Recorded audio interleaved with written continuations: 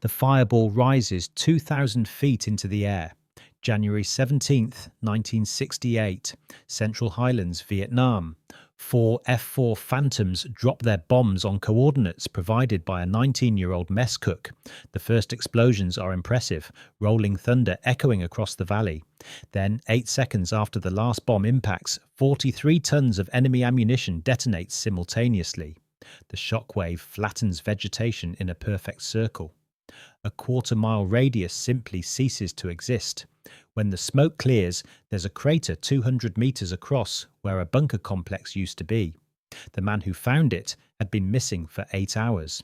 He'd fallen out of a supply truck during an ambush. His job was scrambled eggs, not reconnaissance. He'd fired his rifle exactly 3 times in his entire military career, all of them on a training range. His name was James Castellano.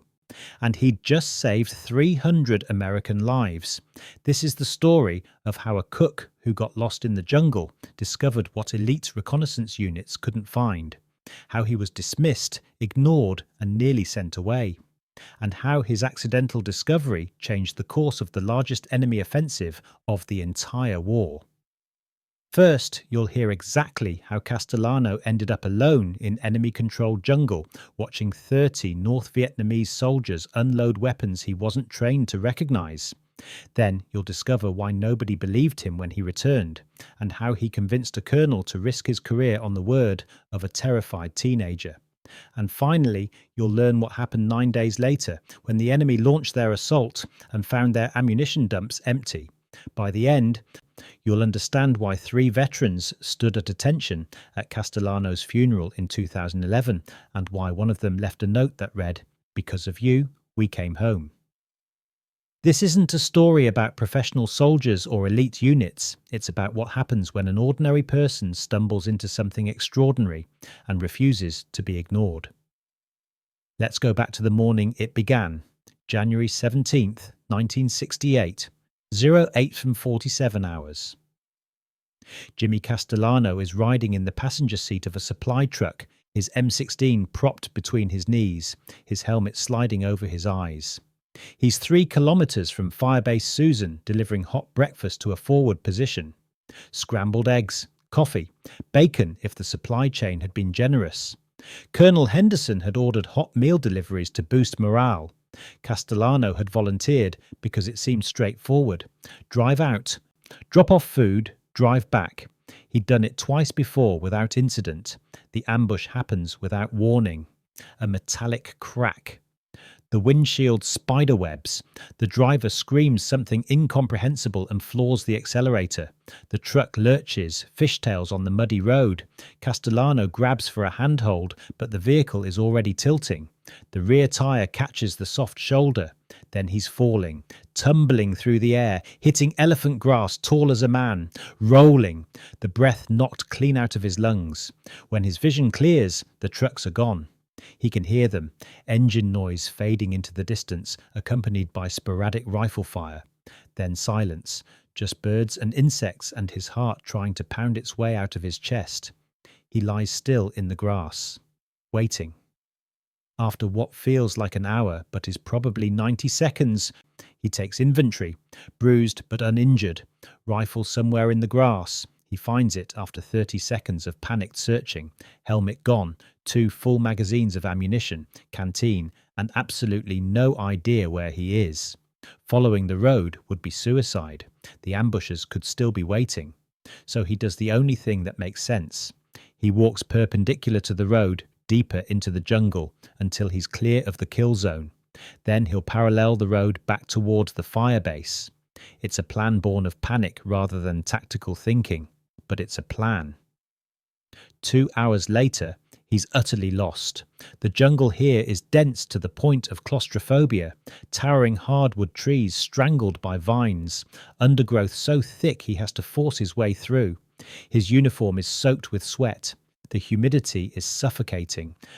He tries to use the sun for direction, but the canopy is too thick. He tries to find the road again, but every direction looks identical, and that's when he hears voices. Asian voices, speaking Vietnamese.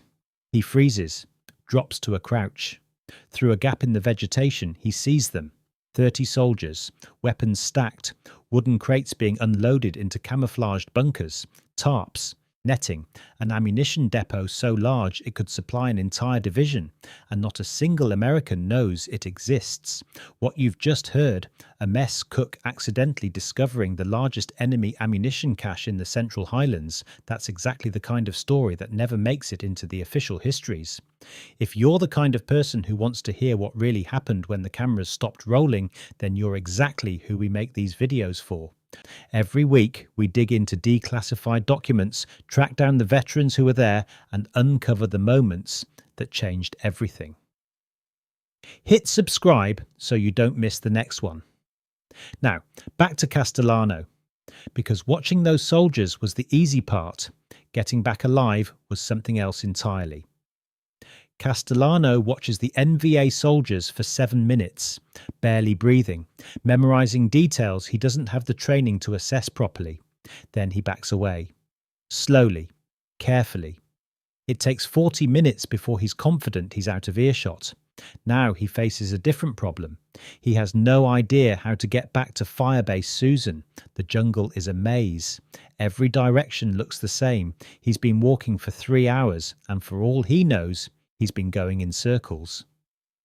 So he does something that will become legendary in Firebase Susan's oral history. He climbs a tree. The hardwood rises perhaps 80 feet, its upper branches breaking through the canopy. Castellano isn't a climber.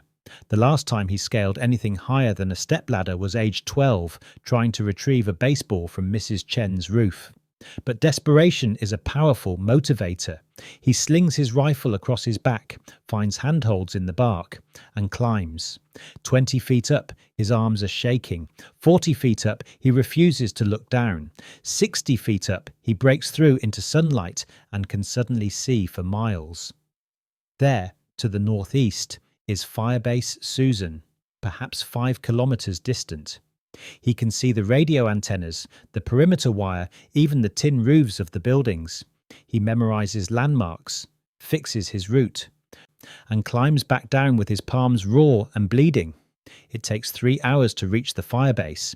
He approaches carefully, terrified that nervous sentries will shoot him. He announces himself from 100 meters out, hands raised, rifle slung.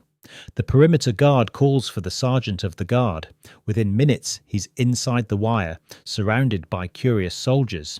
The convoy had reported him missing. They'd assumed he was dead or captured. When he starts describing what he found, the reaction is immediate disbelief. You know what's remarkable about this moment? Castellano had every reason to keep quiet. He was safe. He'd survived. He could have simply said he got lost and left it at that. But he didn't, because he knew what was out there. That kind of courage, the courage to speak up when nobody wants to listen, that's what this channel is all about. We're building a community that refuses to let these stories fade away. If that sounds like something you want to be part of, subscribe. Now, let me tell you about the man who almost sent Castellano away. Sergeant Morrison is a lifer. 2 previous tours, he's seen nervous privates turn shadows into battalions 100 times before. Son, Morrison says, you're telling me you found a regiment-sized ammunition depot? You, a cook who's been lost in the jungle all morning. I know what I saw, Sergeant. What you saw was probably a patrol taking a break, maybe a squad-level cache, few crates of ammunition, nothing special.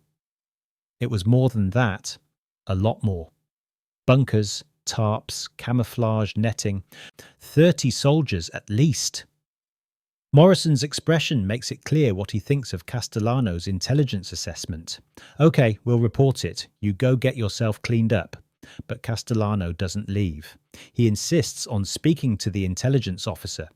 Morrison finally escorts him to the Tactical Operations Centre where Captain Richard Byrne is reviewing the morning's patrol reports. Byrne looks up as Castellano enters, takes in the torn uniform and scratched face, and sighs. This the lost cook? Yes, sir, Morrison says. Says he found a major enemy position. Byrne pulls out a map. Show me. Castellano studies the topographic features, trying to match them to what he saw from the treetop. He points to a spot approximately 4 kilometers west-southwest of the firebase. Here, or close to here, maybe a click off. Byrne frowns. That's been reconned. 1st Platoon, Bravo Company, swept that sector 3 weeks ago. Found nothing. I'm telling you what I saw, sir. You're a cook, Private. No offence, but you don't have the training to assess enemy positions. You probably saw a trail watch, 4 or 5 guys with rifles. Your brain, stressed and scared, turned it into a battalion. It happens. The room erupts in agreement. A nearby radio operator mentions that Bravo Company took casualties in that sector last month. If there were a major cache there, the enemy would have moved it by now.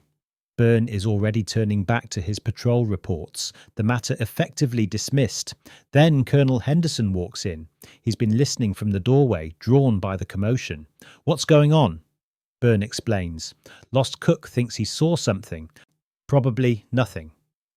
Henderson looks at Castellano, really looks at him. How sure are you, son? 100%, sir. It's there. Something in Henderson's expression shifts.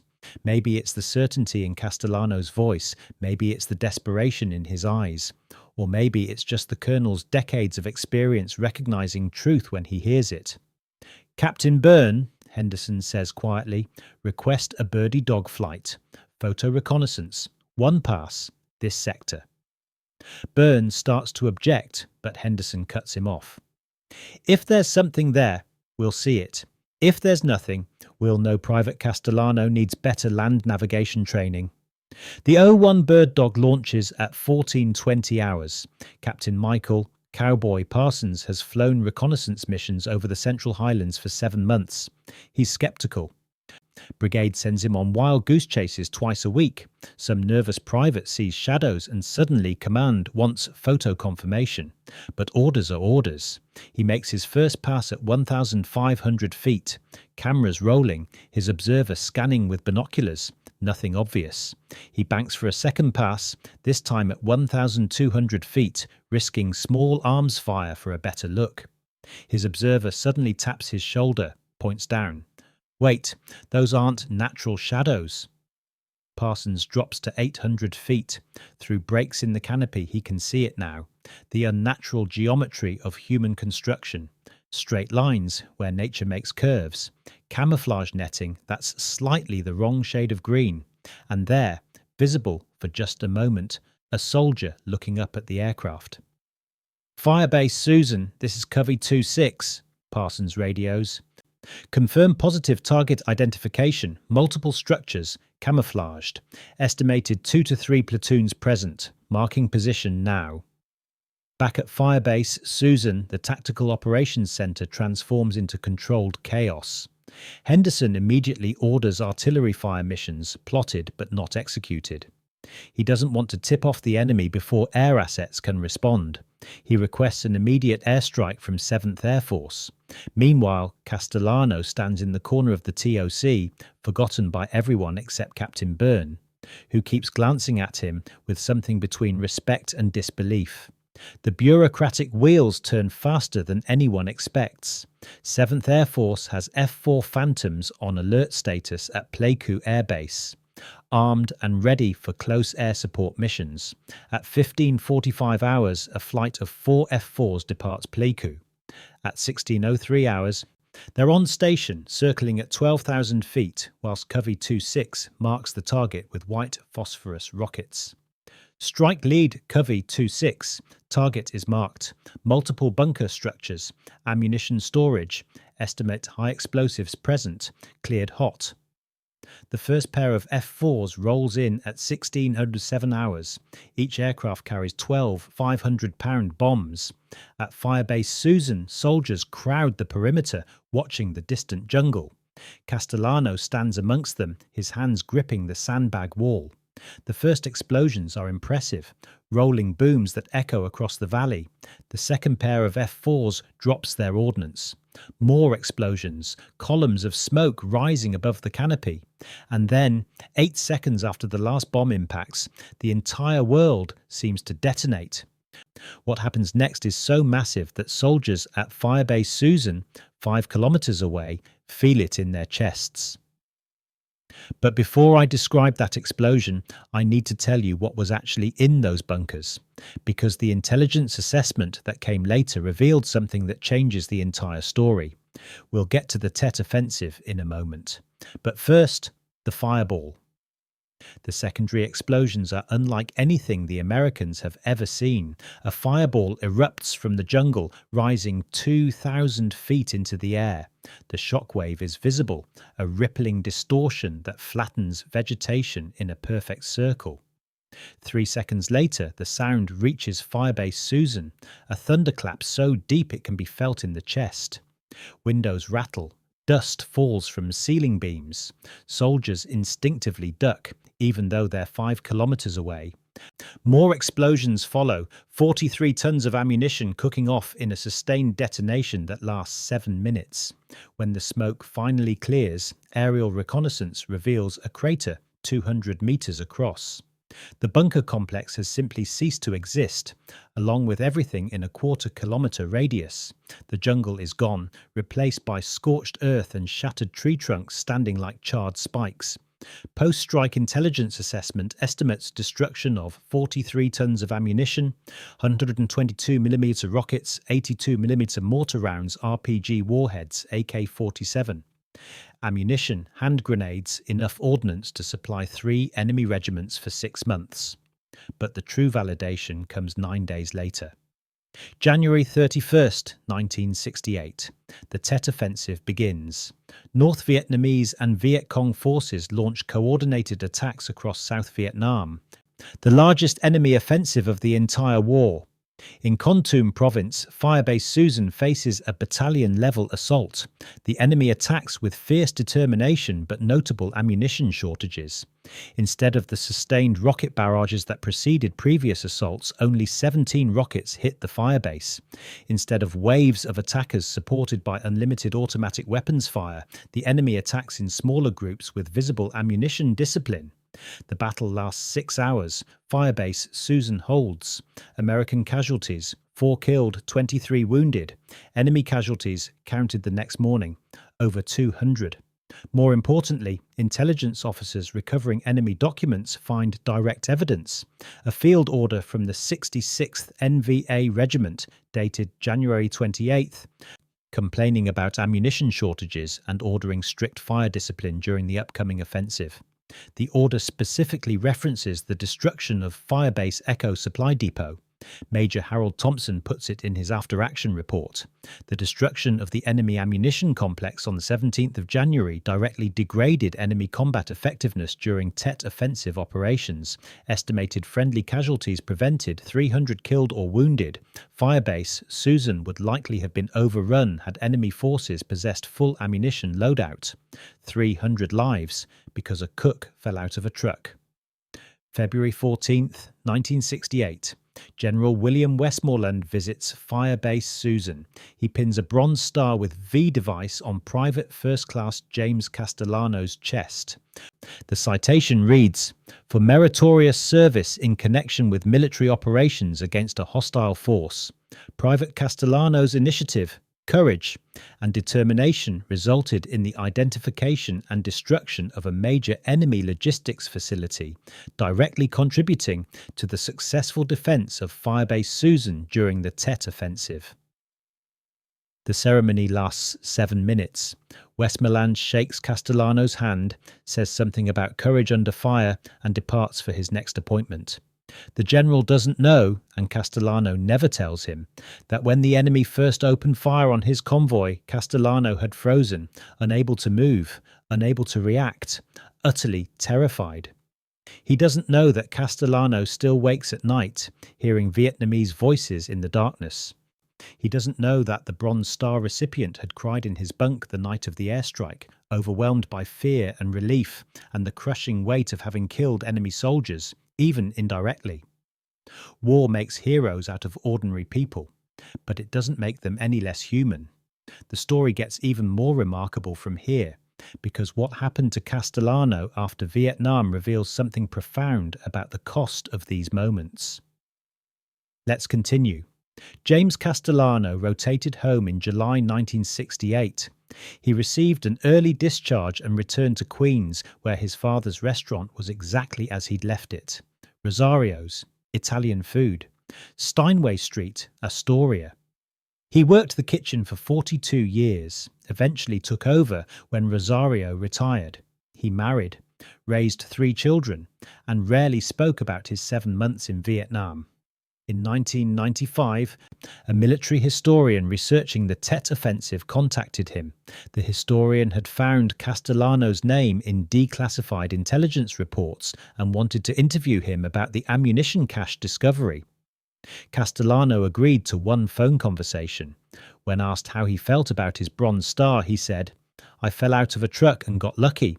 That's not heroism. Heroism is the guys who hump through that jungle every day looking for the enemy.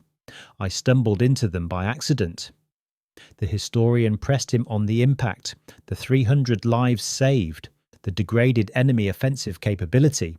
Castellano's response became the epigraph for the historian's published monograph. "I did what anybody would do. I saw something. I reported it. If that helped people, I'm glad. But I didn't do it for medals or recognition. I did it because it was my job." The broader legacy extends beyond one ammunition dump. Within weeks of the Firebase Susan strike, MACV issued guidance emphasizing that actionable intelligence could come from any source, regardless of the reporter's military occupational speciality. Training programs began incorporating case studies of unexpected observers. Intelligence officers were instructed to evaluate information based on content rather than source. The tactical lessons proved equally valuable. Castellano's method of climbing above the canopy for navigation became standard escape and evasion training for all personnel operating in triple canopy jungle. His patient observation of enemy activity, rather than immediately attempting contact, became a teaching point in reconnaissance training, and his insistence on reporting, despite bureaucratic skepticism, became an example taught at intelligence schools for decades afterward. Firebase Susan remained operational until 1971, when American forces withdrew from the Central Highlands. The firebase was dismantled, the bunkers filled in, the jungle reclaimed what had briefly been American territory. Today, there's nothing there except trees. The crater from the ammunition dump explosion is invisible beneath 4 decades of vegetation growth. March 15, 2011. James Castellano dies at age 62 of heart failure. His funeral is attended by 200 people, mostly neighbours and regular customers from the restaurant, people who knew him as Jimmy, the quiet guy who made the best chicken parmesan in Astoria. 3 Vietnam veterans show up, men who had been at Firebase Susan during Tet. They stand in their VFW uniforms and salute the casket. One of them leaves a handwritten note in the memorial book. It reads, "Because of you, we came home. Thank you." His widow finds it later, after everyone has left. She'd known her husband was a veteran. He'd told her that much. But he'd never told her what he'd done, never mentioned the Bronze Star, never talked about Firebase Susan or the ammunition dump or the 300 lives. She calls one of the veterans who attended, asks him to explain. He tells her the story, all of it. When he finishes, there's a long silence on the phone. Then she says, "That sounds like Jimmy. He never thought he'd done anything special." The Bronze Star is displayed in a memorial case at the 4th Infantry Division Museum at Fort Carson, Colorado, alongside a printed account of his actions. The placard describes him as an unlikely hero who proved that courage comes in many forms and that in war, every soldier, regardless of speciality, can make a difference. But that's not quite right, because Castellano didn't think of himself as a hero. He thought of himself as a cook who fell out of a truck and got lucky. And maybe that's the truest kind of heroism there is. Here's what the official histories won't tell you. James Castellano saved 300 lives, not because he was trained for combat, but because he refused to be dismissed. Not because he was brave, though he was, but because when everyone told him he was wrong, he insisted on being heard. The military trains soldiers to fight. It trains intelligence officers to analyse. It trains commanders to make decisions. But it can't train someone to recognise truth when they see it. That's something else entirely. Colonel Henderson didn't have to listen to a terrified cook. Captain Byrne didn't have to request that reconnaissance flight. Cowboy Parsons didn't have to drop to 800 feet for a second look. But they did. And because they did, Firebase Susan held. Because Firebase Susan held, 300 soldiers went home. Because those soldiers went home, children grew up with fathers. Families stayed intact. Lives continued.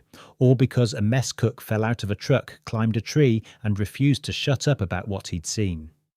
The Vietnam War produced countless stories of heroism, men charging machine gun nests, medics running into fire to save the wounded, pilots flying through impossible conditions to extract surrounded units. This isn't one of those stories. This is a story about something quieter. About insisting you're right when everyone says you're wrong. About speaking up when staying silent would be easier. About doing your job even when your job suddenly becomes something you never trained for.